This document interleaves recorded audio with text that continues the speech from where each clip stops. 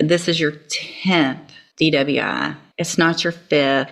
It's not your 8th. It's the 10th. I'm sorry, I'm very nervous today.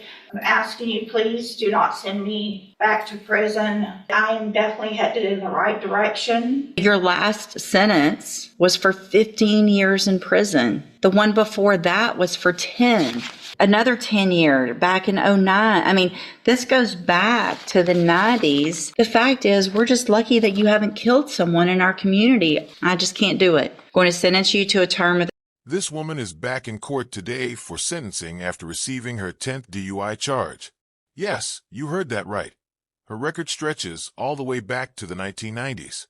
After all these years and all those chances, she's once again standing before the judge, asking not to be sent to prison. She's explaining that her difficult childhood and past trauma played a big part in her behavior.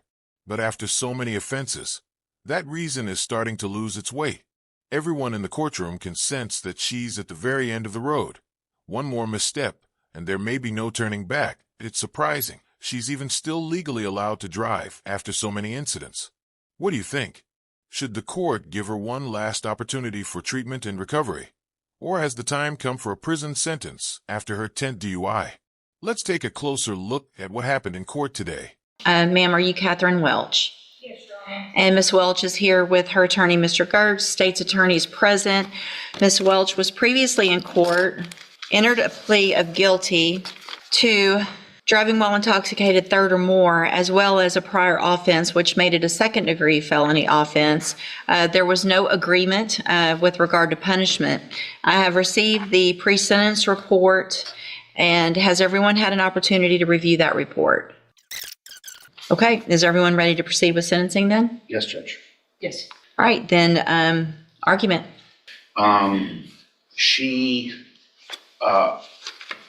Sometimes it's easy to look at one side of the ledger, the rap sheet or the criminal history, and think that that defines this person.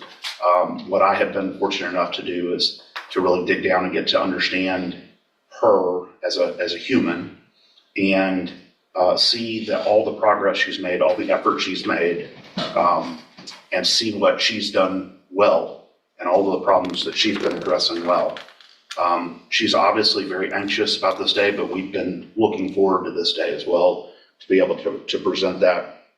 And I want to go down on the bottom of page 2, address what I was talking about in the CSI. So that I'm not saying that this wasn't the words that came out of her mouth, but when she was asked by one of the examiners in the probation report if she felt she needed treatment, she said she didn't feel like she needed treatment. She wasn't opposed either. I want to clarify what we mean by that. And I say this here, but what she would say, I think, is she did 90 days of detox rehab related treatment, has continued aftercare, has continued mental health care.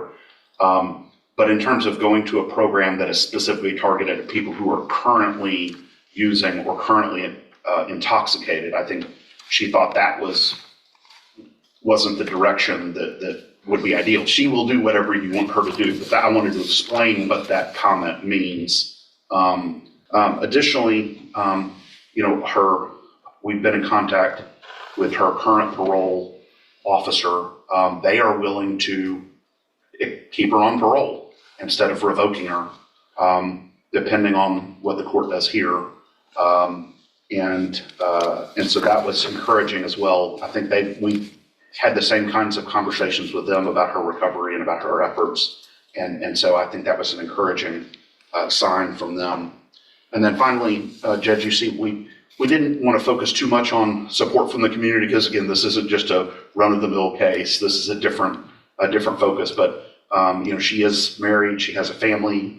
She recognizes the impact that all of this has had on her family and her relationships, the strain it has put on her husband, both financially and also emotionally.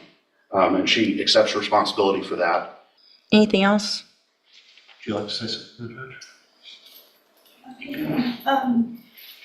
Your Honor, I just want to say that the past was fueled by drugs and alcohol. I take complete responsibility for that. I did not know from very young when things happened in my life that it could have been, some of it could have been treated and stopped earlier if I had gotten help for my mental health. That, after I received this DWI, that helped me get myself to a place that I could go into a treatment program and deal with some of those past traumas. In the past, I didn't. I medicated and drank to just forget about the pain, just numb myself out. I didn't know how else to deal with that until when I got on my mental health meds, and I have bipolar, I have PTSD, and my mind back then was very chaotic. And I just want to say, after I had my mental health meds, I was able to go through treatment at Santa Maria in Houston, and that place really saved my life. I did extensive 90-day treatment with trauma counselors. It was a trauma-informed community there. And also, when I completed that, I worked an outpatient program, but I still lived on their facility. I went to the sex trafficking and recovery program, and I was in that for about 8 months, where I got the state paid for the counseling for trauma still. And I just worked really hard in that. I got a job while I was in there. And then once that program was over, I moved to a sober living facility in Oxford House in Spring, and I worked there until I felt like I was strong enough to come home and do what I needed to do. And I was in the complete program for right out of a year. And I'm sorry, I'm very nervous today, and I know that my past record is, like Brian said, atrocious. You know, she doesn't come across as the worst person to ever stand before a judge. We've seen plenty of reckless cases before, but her record really speaks volumes. 10 DUI charges aren't something that just happened by mistake. That's a repeated pattern of risky choices that should have been addressed a long time ago. It's surprising, and honestly a little concerning, that it wasn't stopped sooner. That's what really stands out about this case. I've seen similar situations where people get probation for their first few DUIs, and maybe that's part of the problem. When the system keeps offering second chances without stronger consequences, it can send the wrong message that the rules don't really apply. And when that happens, the behavior just keeps repeating. That it's frustrating to watch because it shows how both personal choices and system gaps can collide. Thankfully, it's a relief no one's been seriously hurt in her cases, but it's clear things could have ended much worse. Everyone goes through tough times, and compassion is important. But at some point accountability has to step in. So what do you think? Should she still be offered treatment and help to turn things around? Or is it finally time for real jail time after 10 DUIs? Personally, I think a sentence that reflects each offense, maybe 1 year per charge, sounds fair at this point.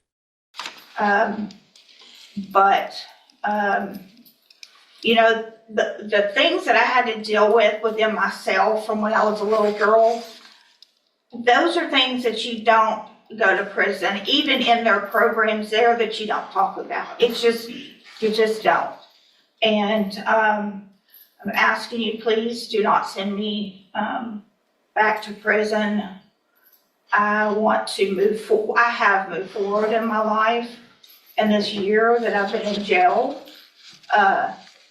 has given me more time to think and know that I am definitely headed in the right direction. I have a sponsor. I attend AA at home. I had moved on with my life as far as I could with my sobriety. I mean, I knew this charge was out there, And I think I made some really good choices with my Mid-County AA friends. They've helped me a lot, and I am open to anything. I will abide by all the rules, and do anything that's asked of me. And I think, I know now that I'm responsible and capable of taking care of my business and my life. Thank you. So, Ms. Welch, Ms. Malfino probably said it yet best, and I get this often, and they don't envy my position, and this is the worst part of my job. But I worked hard to get here, and it's my job.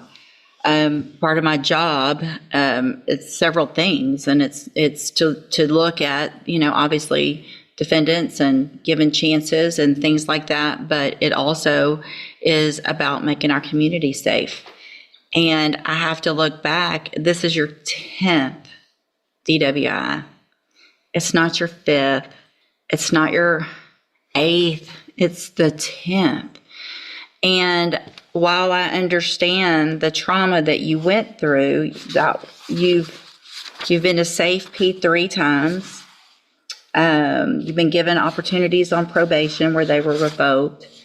You've had opportunities while you were on parole to do what you have done now. And while I appreciate what you've done, and I think that's great, and my goal isn't to, to stop any improvement, but I can't, in my opinion, in good faith, go home tonight, look myself in the mirror and say I gave somebody on their 10th DWI, that your last sentence was for 15 years in prison. The one before that was for 10.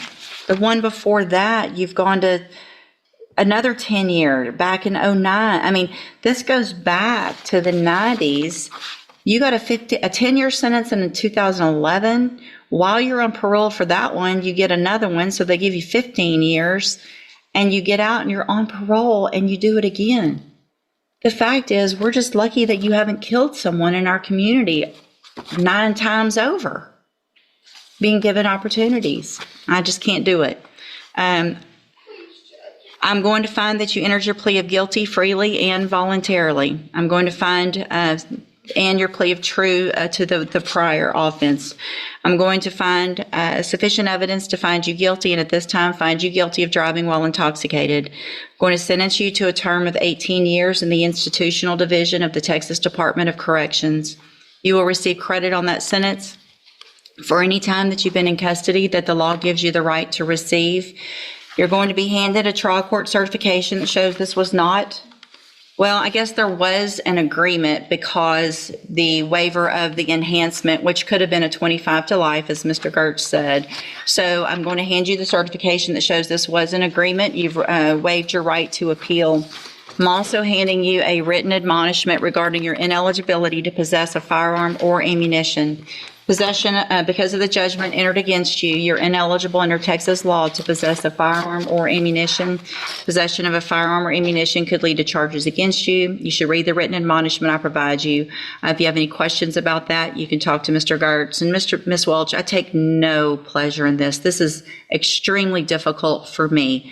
I understand to some extent addiction, and I understand that you are on a better path. However, there have been plenty of opportunities in the past where you were on a better path and you got back out and you got back on our roads again. And so good luck to you, ma'am. Thank you, Mr. Gertz and Ms. Malfino. Court will be adjourned.